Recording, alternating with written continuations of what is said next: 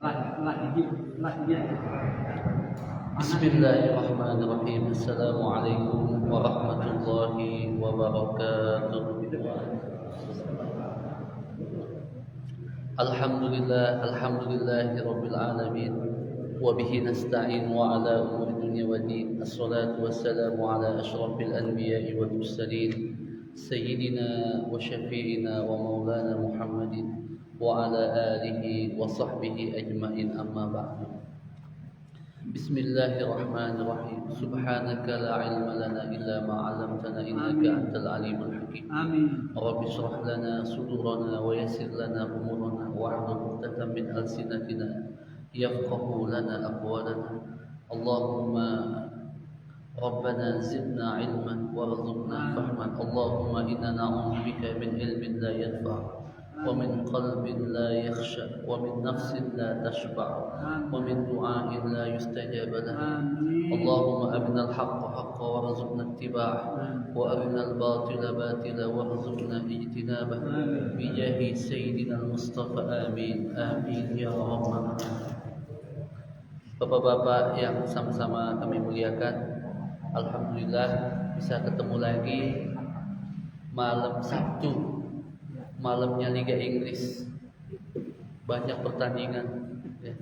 Nanti malam jam 2 Arsenal lawan Burnley ya. Mudah-mudahan dia juara, Pak. Bapak-bapak sekalian, alhamdulillah kita kumpul dengan ridha Allah Subhanahu wa taala, dan mudah-mudahan kegiatan kita ini, pengajian kita untuk di Majelis Taklim, bisa kita andalkan ketika kita menghadap Allah Subhanahu wa taala.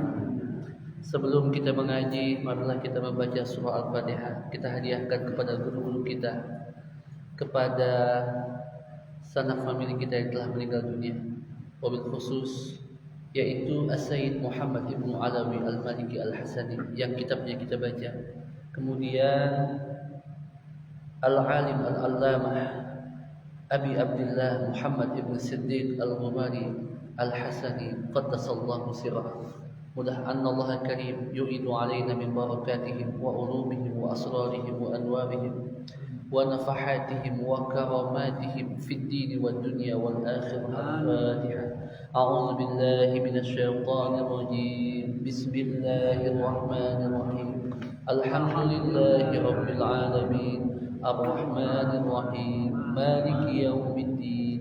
Iyyaka na'budu wa iyyaka nasta'in. Ihdinas siratal mustaqim. Siratal ladzina an'amta 'alaihim ghairil maghdubi 'alaihim waladdallin. Amin.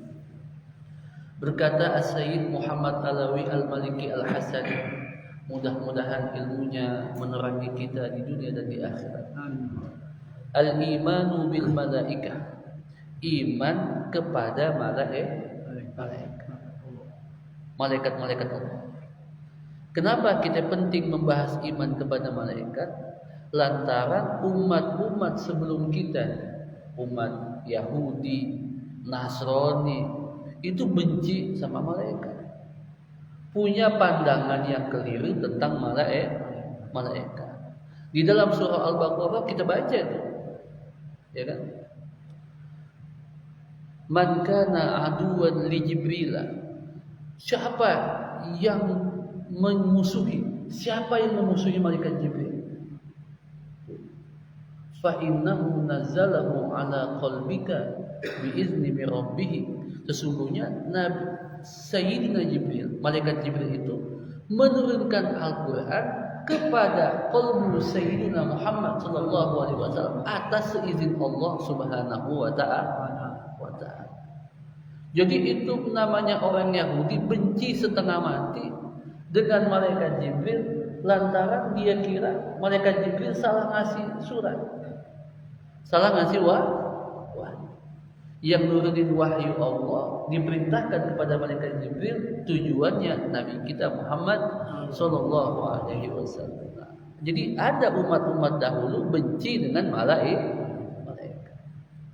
Kenapa dibenci? Salah nurun wahyu. Nanti kita lihat apa betul malaikat sifatnya kayak begitu, sehingga akidah kita bisa mustaqim, bisa lurus ngikutin Nabi kita Muhammad sallallahu alaihi wasallam. Wa ammal imanu bil malaikati alaihimus salam fal muradu bidzalika al iman bi annahumul wasa'id bainallahi wa baina rusulihi ilal bashar fi inzali kutubihi. Jadi iman kepada malaikat ini kita percaya malaikat sebagai perantara antara Allah Subhanahu wa taala kepada kita nih manusia. Di dalam apa? Entah di dalam memberikan wahyu. Tuh. Berarti kalau memberikan wahyu siapa tuh tugasnya? Malaikat Jibril. Kepada siapa? Kepada Nabi dan Rasul. Wa tablighi nahyihi wa amrihi. Yang mana perintah itu di dalam kitab Al-Qur'an ada perintah Allah, ada larangannya. Wa man lam yu'min bihim, dan yang tidak beriman kepada malaikat kadzalika faqad kafara bi kitabillahi wa rusulihi. Jadi kalau dia enggak iman sama malaikat, malaikat kan yang nurunin Al-Qur'an. Malaikat kan yang menurunkan Quran kepada Rasul. Secara otomatis kalau dia enggak iman sama malaikat, berarti dia enggak iman dengan kitab. Dia juga enggak iman sama Rasul. Kenapa? Karena yang menjadi perantara adalah malaikat. Kok Bapak iman sama Al-Quran? Ya, iman dengan yang menurunkan Quran. Allah lewat siapa? Malaikat. Nah begitu. Sehingga setelah pembahasan iman kepada Allah, yang dibahas adalah iman kepada malaikat. Kenapa? Karena perantara yang mengirimkan, ya, transmitter yang menjadi penghubung antara Allah Subhanahu wa taala dengan Rasul. Wa yajibul imani aidan bi annahum ibadun mukramun. Wajib iman bahwasanya mereka adalah hamba Allah yang mulia, yang maksum dari maksiat, yang diciptakan hanya untuk taat. Malaikat itu diciptakan untuk taat. Jadi malaikat itu enggak ada punya pilihan kayak kita nih ada ikhtiar. Ke rumah apa ke warung? Ya. Kita kan ada ikhtiar tuh. Kalau malaikat diciptakan hanya untuk taat. Dan tugasnya apa? Itu aja dilakukan sampai akhir kiamat itu selesai. Yusabbihuna al-laila wan nahara wa la yafturun. Malaikat itu ada yang ditugaskan tasbih malam, siang, tidak bosan-bosan, tidak jemu-jemu, tidak capek-capek. La ya'sunallaha ma amarahum wa yaf'aluna ma yu'marun. Tidak bermaksiat kepada Allah dan apa yang diperintahkan pasti dilakukan. Al-Qur'an ngomong begitu. Wa la yuhsa 'adaduhum illallah, dan enggak bisa dihitung jumlah malaikat, enggak ada yang tahu hitungan pastinya malaikat. Tapi yang pasti jumlah malaikat adalah lebih banyak dibanding manusia. Contoh bapak aja dah. Bapak nih, satu bapak ini setiap kita ada apa? Raqib, ada ma yalfizu min qawlin illa ladaihi raqibun atid. Enggak ada kita lafazkan satu kalimat dari lidah kita, pasti ada raqib dan juga ada udah banyak malaikat jumlahnya. Wa ma ya'lamu junuda rabbika illa huwa. Enggak ada yang tahu jumlah malaikat kecuali Allah. Dan disebutkan di dalam kitab Sahih Muslim fi hadis al-Isra' bihi annahu sallallahu alaihi wasallam, sesungguhnya aku ketemu dengan Nabi Ibrahim alaihi salam. Ketika itu beliau lagi di Baitul Ma'mur. Baitul Ma'mur itu pusat ibadah daripada malaikat. Setiap harinya masuk 70.000 malaikat. Kalau mereka masuk, udah la ya'uduna ilaihi. Seperti sebagaimana kita pusat ibadah kita di mana? Ka'bah di Mekah Al-Mukarramah. Kalau udah pernah ke Baitul Ma'mur, itu malaikat pergi, enggak kembali lagi ke Baitul Ma'mur, berganti. Saking jumlahnya begitu banyak. Rawat Tirmizi An Abi Dzar radhiyallahu anhu an Rasulillah sallallahu alaihi wasallam. Al-Imam Tirmizi dari Abu Dzar Al-Ghifari dari baginda Nabi Muhammad sallallahu alaihi wasallam, sesungguhnya aku menyaksikan apa yang tidak bisa diungkapkan. Penuhnya malaikat di langit itu, bahkan bersesak-sesakan. Dan tidak ada satu jengkal di langit kecuali malaikat itu tidak ada satu jengkal jarak atau tempat di langit melainkan dipenuhi dengan apa? Dengan apa nih? Jidat malaikat sujud di langit. Sujud mereka. Sehingga Al-Imam Al-Jalil Al-Hadrami, ketahuilah bahwasanya malaikat itu wajib diimani seperti iman kepada Rasul. Yang menolak iman kepada malaikat, dia hukumnya kafir. Allah enggak terima imannya. Kenapa? Karena kalau dia tidak iman kepada malaikat, secara otomatis dia tidak mengakui kitab, otomatis tidak mengakui nabi. Dah selesai. Begitu. Dan jumlahnya tidak diketahui kecuali Allah. Sesungguhnya kerajaan malakut itu terpenuhi oleh malaikat.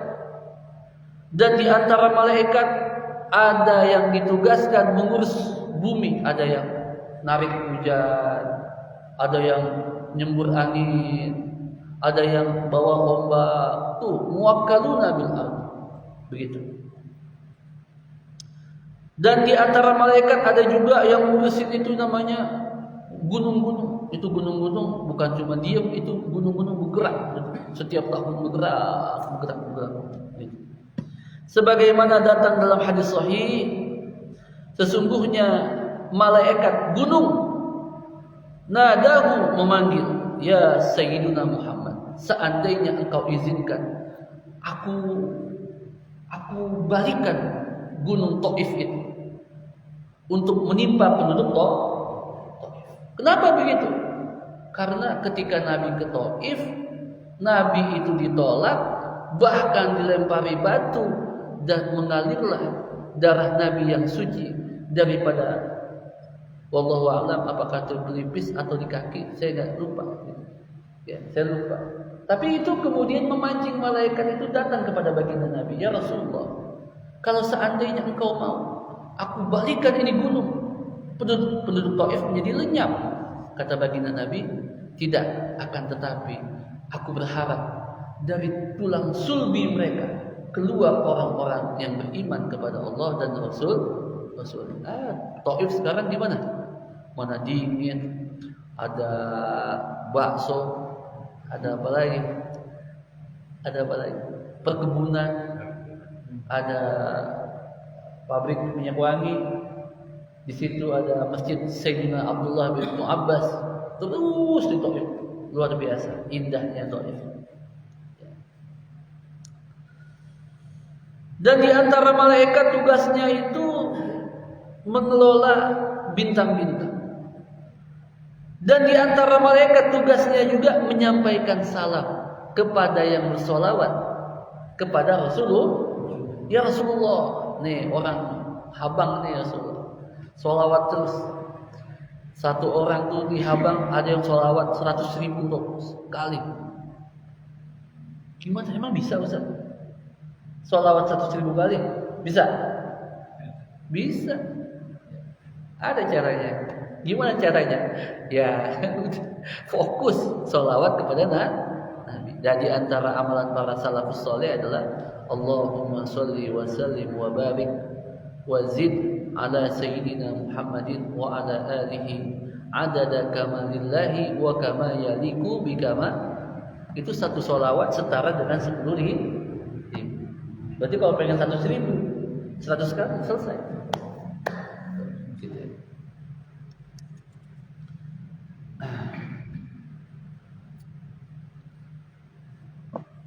Dan begitulah para malaikat begitu banyak. Wa alal jumlah fahum umarul mulk kullu.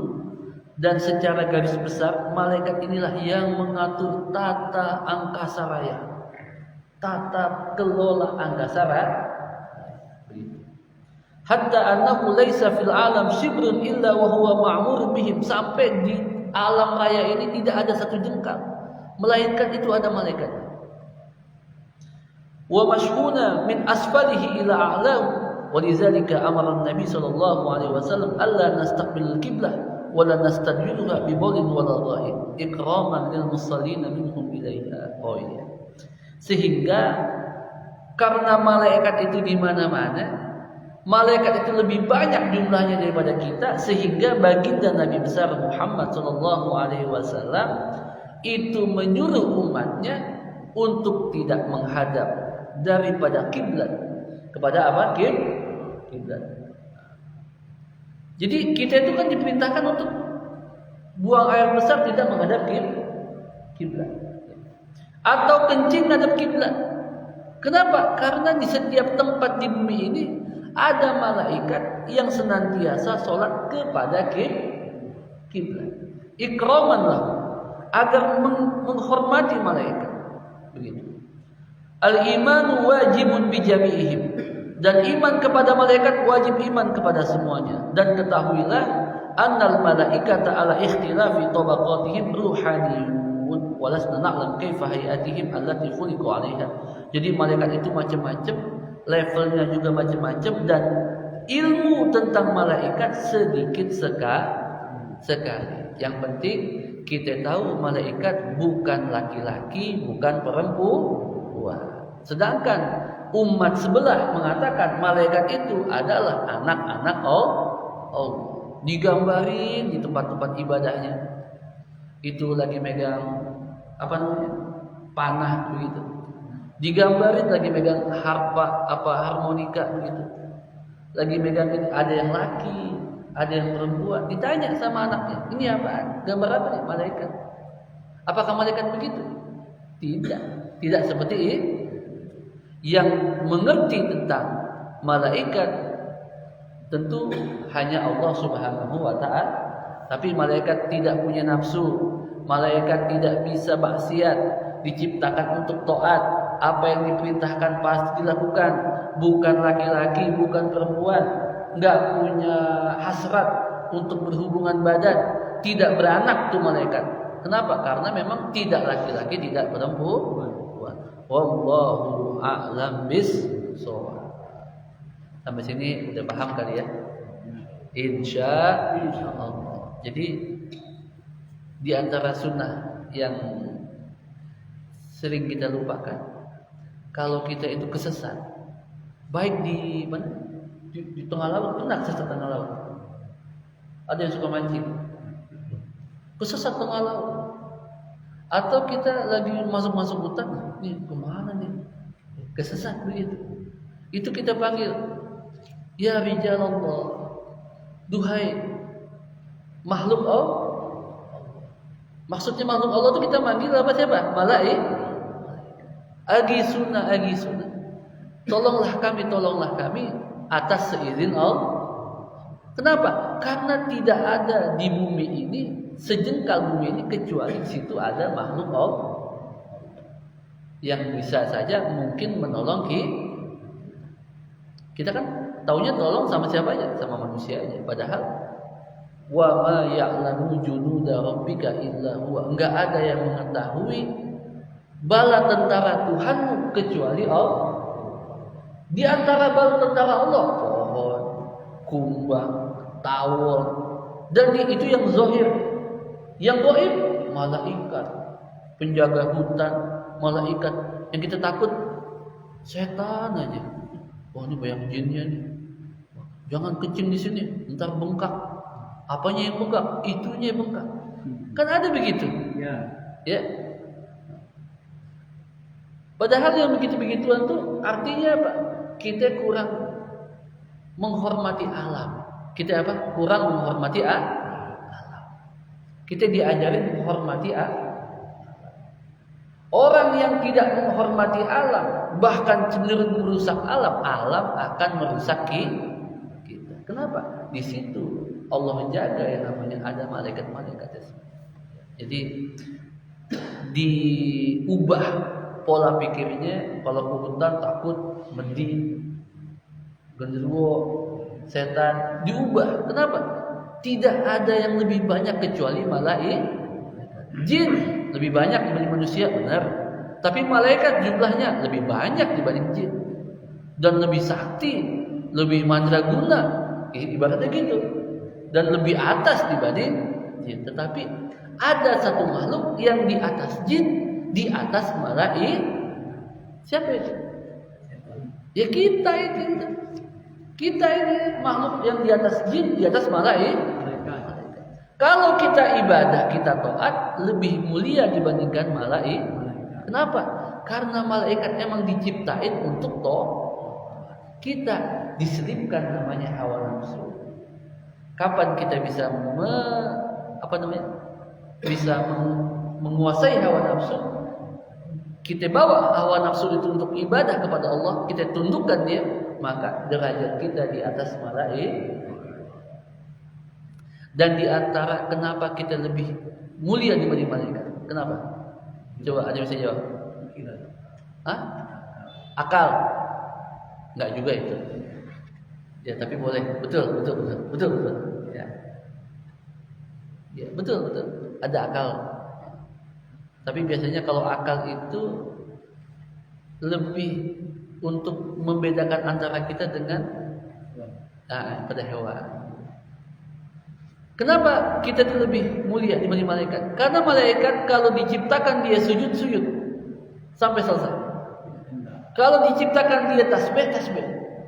Kalau diciptakan dia ruku terus.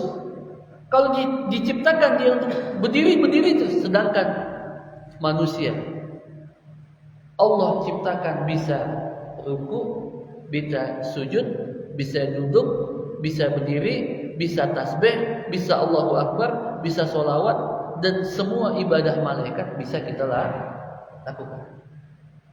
Dan seandainya malaikat itu disuruh untuk mengelola hutan, kita bisa lebih baik dibanding malaikat. Kalau kita mengelola dengan baik, bermanfaat, hasilnya untuk umat, tidak dikorupsi. Begitu. Makanya level kita itu lebih baik dibanding malaikat seandainya ibadah. Allahu a'lam bis-shawab. Sampai sini ada yang mau nanya tentang malaikat? Ustaz, saya melihat kilatan-kilatan kayak gitu. Apa maksudnya? Ada yang pernah begitu? Ada yang punya pengalaman spiritual? Ada? Gak ada? Gak ada ya? Nah, bismillahirrahmanirrahim.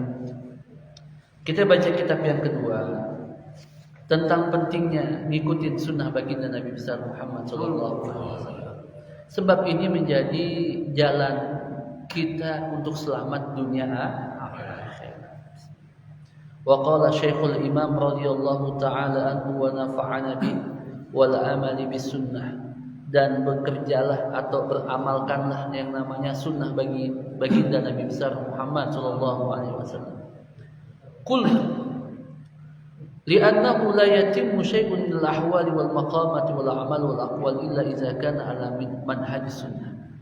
Bahwasanya tidaklah perkataan, perbuatan, hal, suasana hati kita atau relung kalbu kita itu akan sampai kepada Allah kecuali kita ngikutin metodenya baginda Nabi besar Muhammad SAW.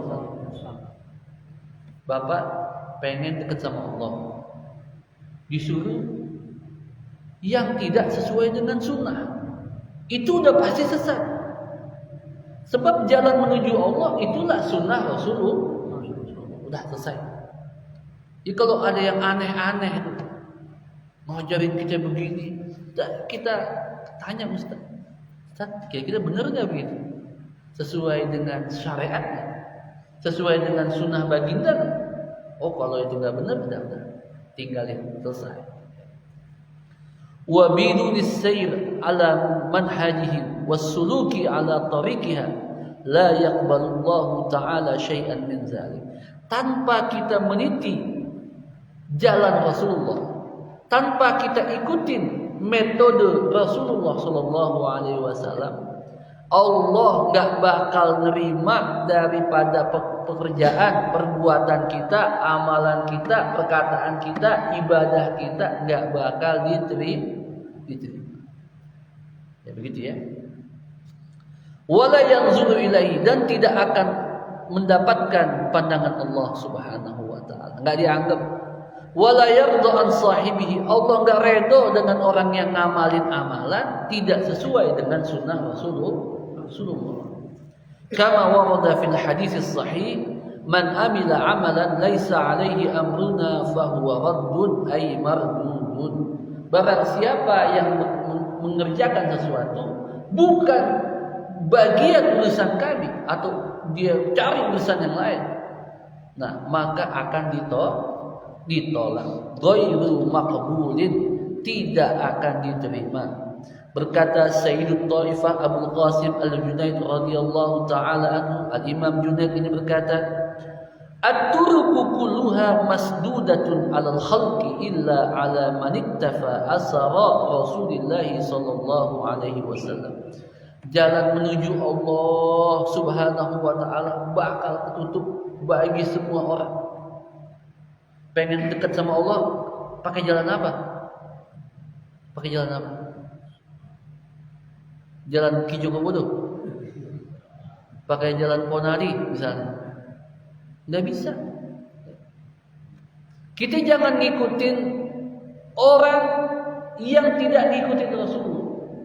Kata Al-Imam Al-Junaid, setiap jalan menuju Allah akan tertutup, terhalang, kecuali orang-orang yang meniti jalannya Rasulullah Sallallahu Alaihi Wasallam.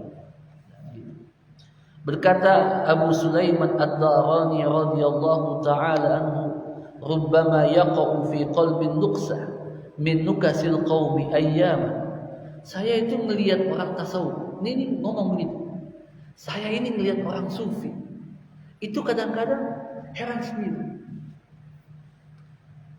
Dan baru saya terima itu perkataan, baru saya terima itu perbuatan kalau ada dua syahid yang adil, saksi yang adil. Apa itu? Al-Quran dan Sunnah. Jadi kalau ada orang ngomong sesuatu enggak sesuai dengan Quran, enggak sesuai dengan Sunnah, udah buang jauh-jauh. Begitu ya? Ya. Berkata Ibnu Athaillah As-Sakandari fi Tajil Arus Al-Hawi li Tahzib An-Nufus, wa la yadkhulu 'alayka al-ihmal illa bi ihmalika mutaba'atan Nabi sallallahu alaihi wa alihi wasallam. Tidaklah masuk kepadamu akan ihmal itu tidak akan masuk kepadamu kemalasan atau kurangnya semangat, kecuali karena kita itu sering mengabaikan sunnah baginda Rasulullah SAW. Jadi orang itu kalau ibadah kemudian tidak ngikutin Nabi, pasti ibadahnya itu mengarah pada perbuatan yang tidak-tidak. Kira-kira gitu. Wala tahsulu laka rif'atu indallah, dan engkau tidak akan diangkat derajatmu di sisi Allah kecuali ngikutin baginda Nabi besar Muhammad sallallahu alaihi wasallam. Qultu wa bi mutaba'atin Nabi sallallahu alaihi wasallam, dengan ngikutin Nabi Muhammad sallallahu alaihi wasallam, yanalul abdu mahabbatallahi ta'ala lahu, kita akan mendapatkan cintanya Allah Subhanahu wa taala. Kenapa? Karena baginda Nabi adalah pusat, apa namanya? Pusat. Ka'bah itu artinya apa Ka'bah? Yang menjadi tangga. Jadi Ka'bah itu disebut Ka'bah karena tinggi sendiri. Karena bangunannya tinggi. Ka'bah itu artinya menonjol, menjadi pusat. Karena baginda Nabi adalah Ka'bah orang-orang yang menuju Allah. Kenapa? Berkata Allah Subhanahu wa taala, "Qul in kuntum tuhibbunallaha fattabi'uni yuhibbukumullah." Katakan ya Muhammad, kalau memang betul kalian mencintai oleh Allah, ikuti saya, maka Allah akan mencintai kalian.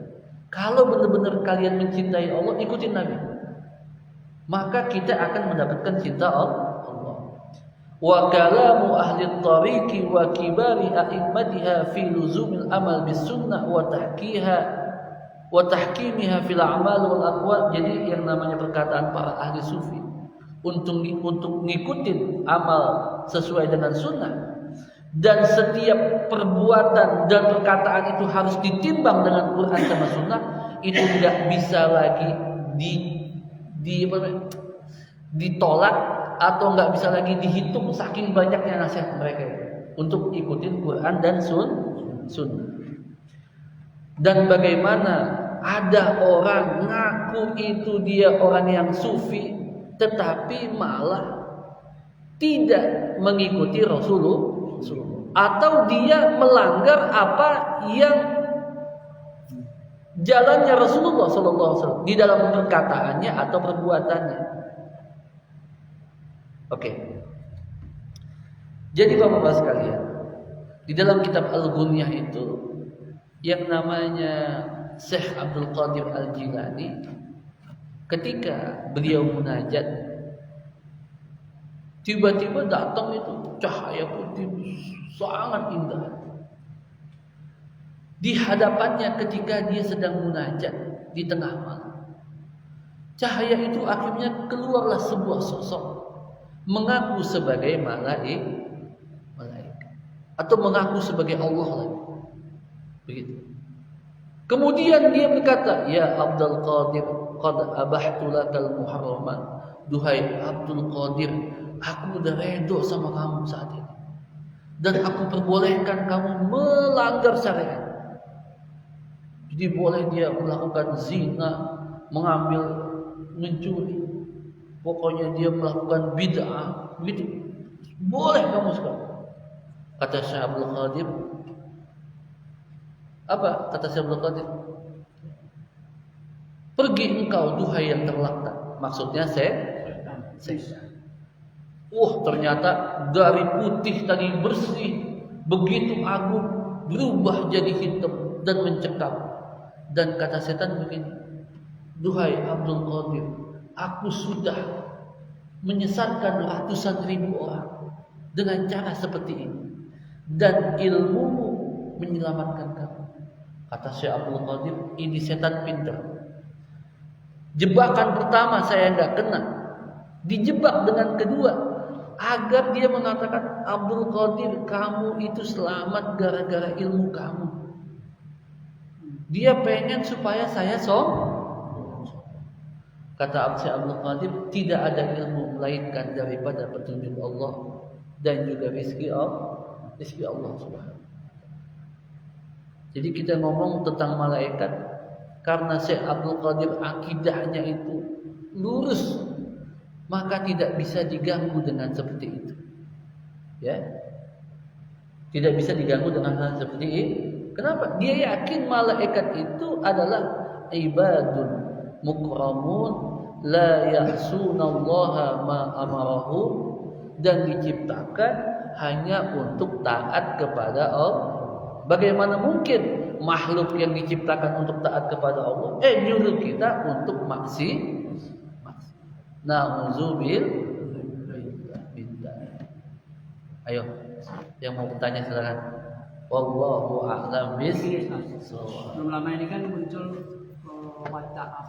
berita yang kurang sedap. Kenapa kurang sedap? Bahwa di Kabupaten Pati itu ada seorang ustadz yang 50 santrinya, santriwatinya. Berarti itu debat seperti itu bergabung ya? Wah, kalau tanya seperti itu mana saya tahu jawabannya. Ya kan? Pertama bukan saudaranya, yang kedua nggak punya nomor WA-nya. Nah, itulah jadi Pati itu ada seorang ulama punya pondok pesantren. Oke. Kan itu udah semua orang udah tahu itu Pati di HP. Pertama itu pondok bukan pondok pesantren. No, bukan pondok pesantren. Ya. Dulu itu adalah tempat pengasuhan yatim piatu. Nah, begitu dia udah tua, mungkin kemudian disepuh-sepuhkan, nggak ada yang kontrol, akhirnya masuklah yang namanya hawa nafsu. Berarti kalau seandainya itu bukan pondok dan berawal daripada pengasuhan yatim dan piatu, berarti kan nggak ada keluarga ini anak, orang yang jiwanya gampang diinfiltrasi, gampang dirasuki, gampang dipengaruhi. Nah, disinilah yang namanya modus operandinya itu, ya. Dan beliau itu ya, kalau dibilang, kayaknya bukan kiai, ya, bukan kiai. Tapi itu mencemarkan ustaz-ustaz, Pak. Ya itu kan penilaian publik. Itu kan terserah publik. Jadi sekarang itu kita nggak bisa untuk mengatur penilaian publik. Terserah Allah aja gimana. Tapi mencemarkan. Betul, mencemarkan, betul. Tapi makanya kita kalau dengar sesuatu kita cross dan recheck lagi, ya. Apa kita lihat, kalau emang itu jadi perhatian kita, ya. Makanya juga masukin pondok juga mesti tahu asal usulnya, bagaimana, siapa ustadznya, kemudian perilaku ustadznya itu bagaimana, punya bini enggak, kan begitu Bang. Nah, kalau dia punya bini, dia punya anak enggak, anaknya gimana, dilihat ya. Kenapa? Karena yang namanya nyerahin anak itu bukan perkara mudah, bukan perkara kita serahin cucu kita ke orang yang nggak kita tahu ngaji di mana, keilmuannya seperti apa, begitu ya. Bukan kita pengen menilai seorang ulama, bukan, tetapi minimal kita tahu asal usulnya, pernah berinteraksi. Kalau dia itu nggak pernah tampil, maksudnya tampil di sini adalah apa sih yang ada di dalam pikirannya itu tidak pernah dituang, tidak pernah dibagikan kepada publik. Kan kita nggak tahu pemikiran dia seperti apa. Ya katanya hafid, katanya dari Azhar, tapi nggak pernah kelihatan ceramahnya gimana. Maksudnya apa sih di dalam benak pikirannya itu, konsepnya itu seperti apa? Kan mesti jelas seperti itu. Maka jangan gampang-gampang nitipin anak ke dalam pondok. Nah, sekarang alhamdulillah di Bangka Belitung banyak pondok yang bagus, ya, dan juga pengasuhnya dikenal, dan insya Allah amanah, insya Allah. Alhamdulillah di provinsi kita juga, insya Allah.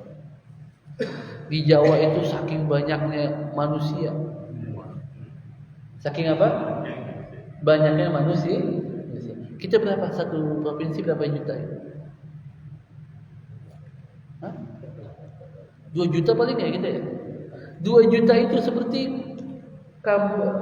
satu provinsi seperti kabupaten di Jawa. Satu kabupaten di Jawa itu bisa 2 juta. Betul kan ya? Saking padatnya. Artinya permasalahan di Jawa itu berpuluh-puluh kali lipat seperti masalah di Bangka Belitung. Makanya banyak aliran-aliran yang tidak bisa dideteksi secara dini karena saking banyaknya manusia.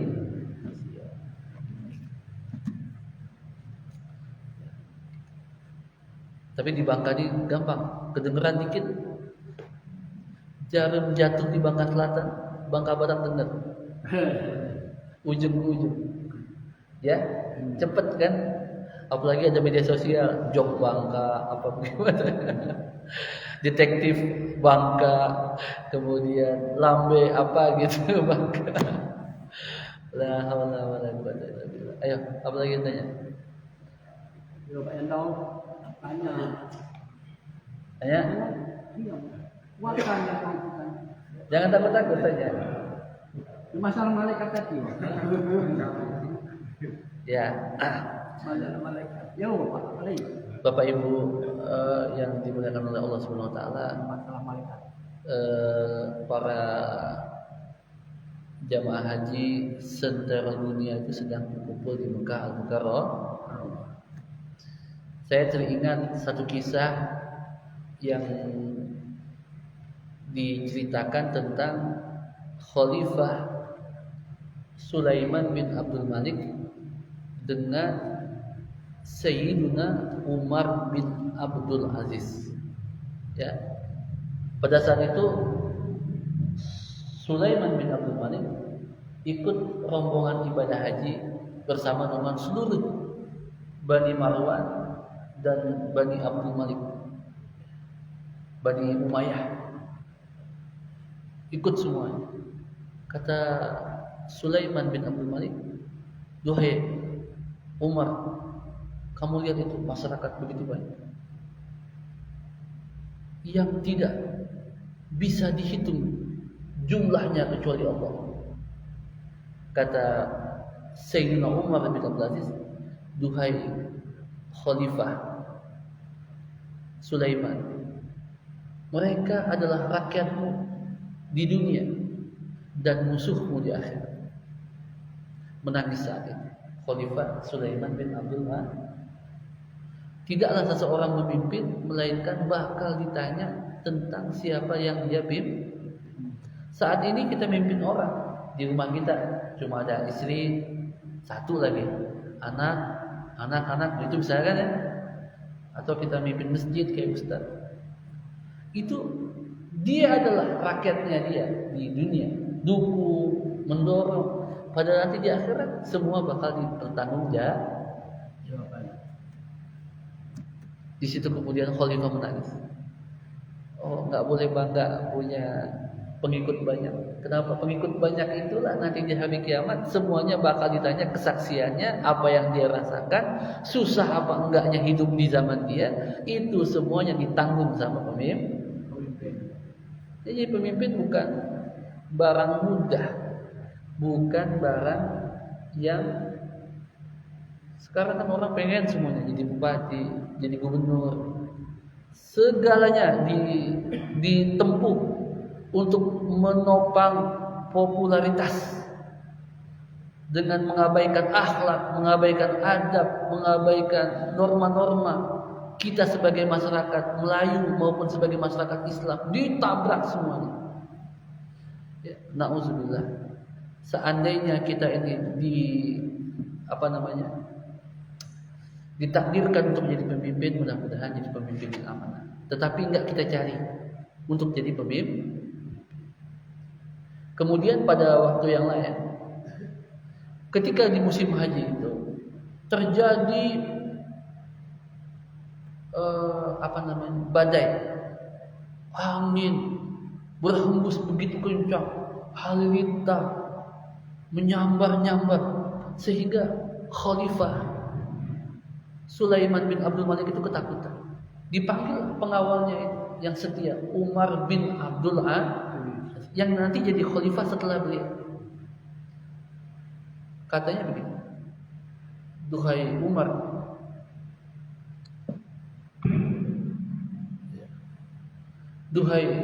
Umar, pernahkah kamu melihat malam yang begitu menakutkan seperti ini?"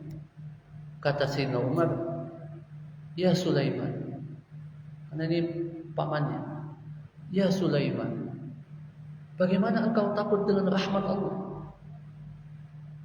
Dengan rahmat Allah yang berupa hujan aja dia takut.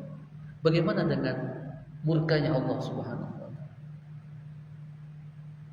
Di situ kemudian Khalifah itu menangis. Di musim haji, kejadiannya semua di musim haji.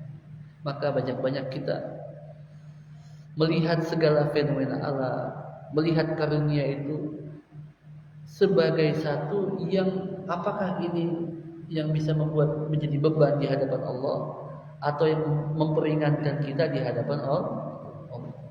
Jadi Bapak Ibu sekalian, mari sama-sama kita melihat apa yang ada sama kita itu bakal ditanya oleh Allah Subhanahu wa taala, karena ini masalah menyangkut akidah kita.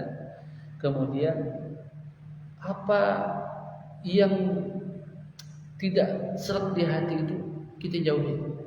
Kenapa? Karena apa yang tidak lurus, tidak sesuai dengan nurani biasanya melanggar syariat. Ma haka fi qalbika wa karihta ayyattali'a alaihi nas. Kata sahabat, ya Rasulullah, apa itu dosa? Dosa itu adalah apa yang terdetik di hati kamu dan kamu itu tidak mau dilihat orang lain. Apa yang terdetik dan yang terdetik itu tidak mau diketahui orang lain. Nah, itu biasanya dosa seperti itu. Ya. Maka setiap kali kita mau melakukan apapun, coba tanya dulu itu hati kita. Ya, hati kita. Mudah-mudahan kita mungkin tidak haji, tetapi orang yang senantiasa menjadi hamba Allah dan senantiasa bertanya kepada nuraninya dan ngikutin sunnah Rasulullah SAW. Mereka adalah orang-orang yang meskipun tidak haji, tetapi mereka adalah orang-orang yang didekatkan oleh Allah Subhanahu Wa Taala. Sebab dekat dengan Allah ini bukanlah masalah jarak. Dekat sama Allah itu bukan masalah jarak. Bukan orang di Mekah lebih dekat kepada Allah atau yang di Habang lebih jauh kepada Allah, bukan. Ka'bah itu kan hanya simbolik, hanya apa? Simbol daripada rumah Allah Subhanahu wa taala. Tetapi pada hakikatnya Allah Subhanahu wa taala mengetahui apa yang terdetik di dalam hati kita. Yang paling bersih hatinya, yang paling bersih nuraninya, yang paling bersih niatnya, dialah yang paling dekat dengan Allah. Wallahu a'lam bis-shawab.